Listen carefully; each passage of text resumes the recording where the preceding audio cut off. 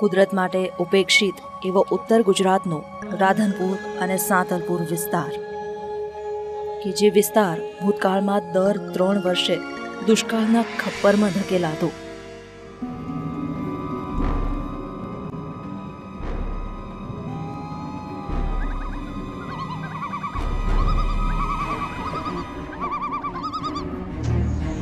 જ્યાં એક તરફ ભારતની ધરતી અનાજરૂપી સોનું ઉગાવતી, ત્યાં વિસ્તારની જમીનના તણખલા પણ પાણીના અભાવે ગરમીથી બળી જતા. જ્યાં કાંટાળા બાવળ બંજર જમીન પર રહેતા હોય, ત્યાં ખેડૂતો પોતાનું હળ હાંકવાની આશા પણ કેવી રીતે રાખી શકે?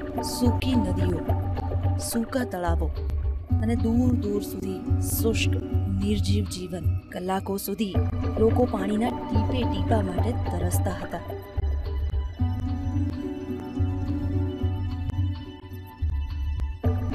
કારની મજૂરી કરવા છતાંય લોકો ભૂખે મરતા. કુદરતે માણસોને બંજરતા ફક્ત જમીન પર જ નહીં, હાથમાં પણ આપી દીધી હતી. ગણતરીના વાસણો, અને એ પણ ખાલી. રોટલીના એક ટુકડે 2 બાળકો પેટ ભરતા. પેટે પાટા બાંધીને માતા પિતા બાળકોને ખવડાવતા. ગામે ગામ પેટનો ખાડો પૂરવા ફરતા લોકો પોતાનો રાધનપુર સાંતલપુરનો વિસ્તાર છોડી બીજા સ્થળે કામની શોધમાં જતા લોકો. કેવી રીતે ભૂલી શકાય એક કપરો સમય? વર્ષોથી કુદરતનો જેને સાથ ન હોય, તેનો માણસ થકી ઉદ્ધાર થવાની તો આશા જ શું રાખી શકાય? કુદરતની આવી વસમી પરિસ્થિતિનો સામનો કરવા જવાબદાર અને નોંધારાનો આધાર કહેવાતી સરકારોએ રાધનપુર સાંતલપુરની પ્રજાની સામે જોયું પણ નહીં. વર્ષોથી પ્રજાને ઠાલા વચનો આપી કોંગ્રેસની સરકારે અહીંની જનતાને મૂર્ખ બનાવી. દર વર્ષે પાણી લાવવાના સપના દેખાડતી રહી આ કોંગ્રેસની સરકાર. સત્તાની આંધળી લાલસામાં આ વિસ્તારની પ્રજાનો કસ કાઢી નાખ્યો આ કોંગ્રેસની સરકારે. આ વિસ્તારના લોકોને પણ મળ્યો તેમનો જ પનોતો પુત્ર શંકરભાઈ ચૌધરી. વર્ષ 1998માં તેમણે 28 વર્ષની ઉંમરે આ વિસ્તારના લોકોની જવાબદારી ધારાસભ્ય તરીકે પોતાના શિરે લીધી અને લાગી ગયા પ્રજાની સેવામાં. જાણે કે રાધનપુર સાંતલપુરની પ્રજા એ પોતાનો પરિવાર હોય. આવ્યો સમય ગુજરાતના સૂર્યોદયનો, જેમને નરેન્દ્ર મોદી જેવા મુખ્યમંત્રી અને રાધનપુર સાંતલપુર જેવા સૂકા ભટ્ટ પ્રદેશનું સુકાન સંભાળ્યું. શંકરભાઈ ચૌધરી વિકાસ પુરુષ અને ગુજરાતમાં યુગ પુરુષ કહી શકાય એવા મુખ્યમંત્રી નરેન્દ્ર મોદીની રાહબરી હેઠળ શંકરભાઈ ચૌધરીએ ઉપાડ્યું બીડું આ વિસ્તારની પ્રજાને સ્વનિર્ભર બનાવવાનું. ધારાસભ્ય બની લીધી જવાબદારી પ્રજાની સુખાકારી. પરંતુ અહીં પણ ગુજરાતની ભારતીય જનતા પક્ષની આ વિકાસ યાત્રાને લગાડી નજર કેન્દ્રની યુપીએ સરકારે. સૂકા ભટ્ટ એવા આ વિસ્તારને હર્યું ભર્યું કરવાના ગુજરાતની નરેન્દ્ર મોદીની સરકારના આયોજન પર તરાપ મારી. આ વિસ્તારના વિકાસ માટે અતિ આવશ્યક એવા પાણીને નર્મદા કેનાલ થકી લાવવાના મુખ્યમંત્રી નરેન્દ્ર મોદીના પ્રયત્નોને કેન્દ્રની કોંગ્રેસની સરકારે મનાઈ ફરમાવી. પણ આ વિસ્તારના ધારાસભ્ય શંકરભાઈ ચૌધરીના માથે પ્રજા સેવાનું જનૂન હતું. પ્રતિજ્ઞા લીધી હતી તેમણે આ વિસ્તારને ન્યાય અપાવવાની. ટેક લીધી હતી આ વિસ્તારના લોકોનો ઉદ્ધાર કરવાની. તારીખ 9/9/9ના રોજ કચ્છ રેલવે લાઇન પર શંકરભાઈ ચૌધરીએ રેલ રોકો આંદોલન કર્યા. અંતે 12:09 સુધીમાં રેલવે ટ્રેક નીચેથી પાણી પસાર કરવાની લેખિત બાંયધરી રેલવે ખાતાએ આપી. 13:09 મુંબઈ અને અમદાવાદના રેલવે અધિકારીઓએ ઉજ્જૈનવાડા તથા ભાભરની સ્થળ તપાસ કરી જેસીબીથી ખોદકામ કર્યું અને નીકળ્યા નર્મદાના નીર કેનાલમાંથી.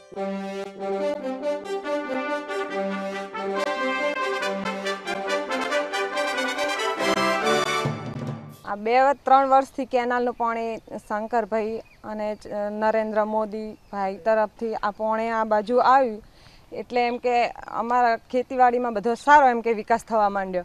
પહેલાં તો અમે એક જ સિઝન લેતા હતા, અત્યારે તો અમે 3 સિઝનો લેવા માંડ્યા. નર્મદાનું પાણી આવવાથી અંડરગ્રાઉન્ડ પાઇપ લાવી છે. અહીંયાથી બાગાયત ખેતી કરીએ, દાડમ છે, ગવાર છે, એવું બધું કરીને 3 પાક લઈએ છીએ. અહીંયા આ વસ્તી સારું બધું કર્યું, એમ આ બધું કર્યું શંકરભાઈ કર્યું. પહેલાં જે પાણી નહોતું ત્યારે આ વિસ્તારમાં કશું થતું નહોતું. અત્યારે હજારો મણ ખેડૂતો ઉત્પાદન લેશે.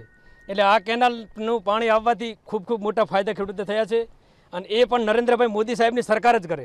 શંકરભાઈ ચૌધરી આવવાથી જ અમારી આ પરિતારની બધી બદલી અને અમને આ રીતે બધો આ સાથ મળ્યો અને અમારા લોકોનું પરિવર્તન થયું. વર્ષોથી લોકોની અપેક્ષા હતી કે આ અમારી સૂકી બંધ ધરતી એના ઉપર ક્યારે ને ક્યારે તો નર્મદાનું પાણી આવશે.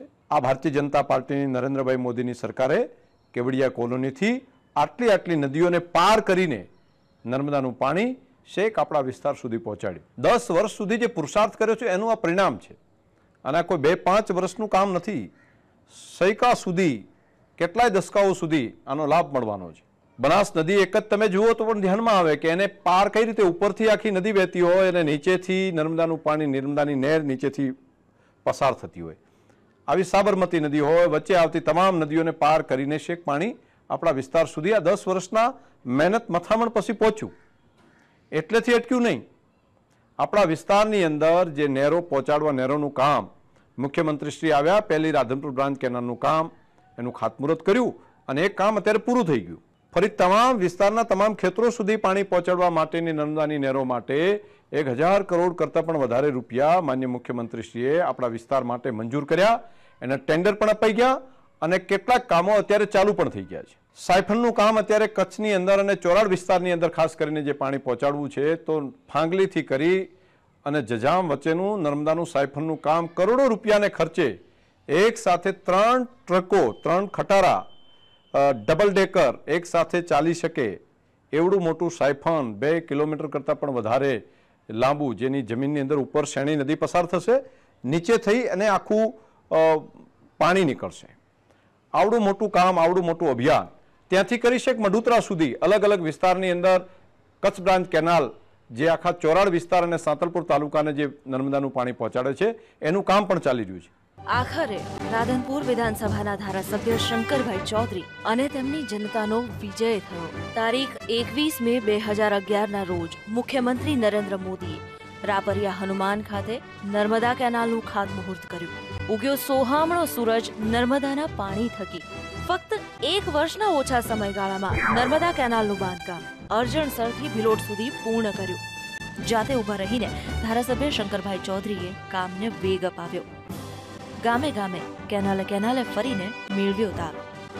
અધિકારીઓ અને કેનાલનું કામ કરી રહેલ ઠેકેદારો પાસેથી ઊંડાણપૂર્વક વિસ્તૃત ચર્ચા કરી કામને વધુ ઝડપી કરાવ્યું.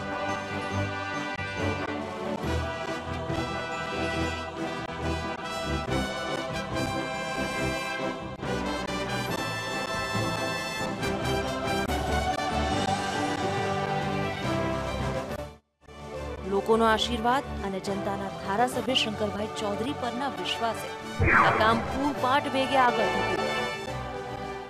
નરેન્દ્ર મોદીના નેતૃત્વ હેઠળ ઉગ્યો પ્રગતિનું સૂરજ, જેનો પ્રકાશ ઉત્તર પશ્ચિમ ગુજરાતના ગામોમાં ધારાસભ્ય શંકરભાઈ ચૌધરી ખોબે લઈને ગયા.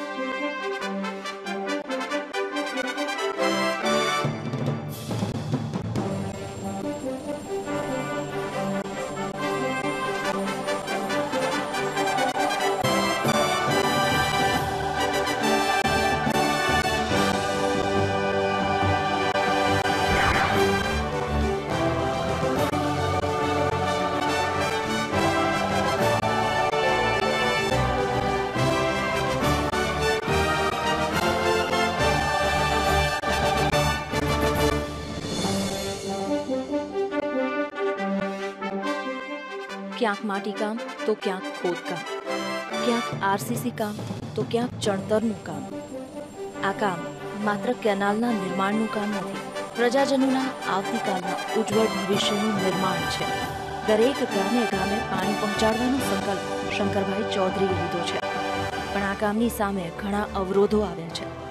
જ્યાં જાનની પરવા કર્યા વિના મોતના મુખમાં શંકરભાઈ ચૌધરી ગયા અને કેન્દ્ર સરકારની આડોડાઈ સામે આંખ લાલ કરી પાણી આ સૂકી ધરતી પર પહોંચાડ્યું છે. હાલ જ્યાં પાણી પહોંચ્યું છે ત્યાં વિકાસ છે અને જ્યારે અન્ય વિસ્તારોમાં પાણી આવશે ત્યારે આ મલકની દુનિયા બદલાઈ જશે.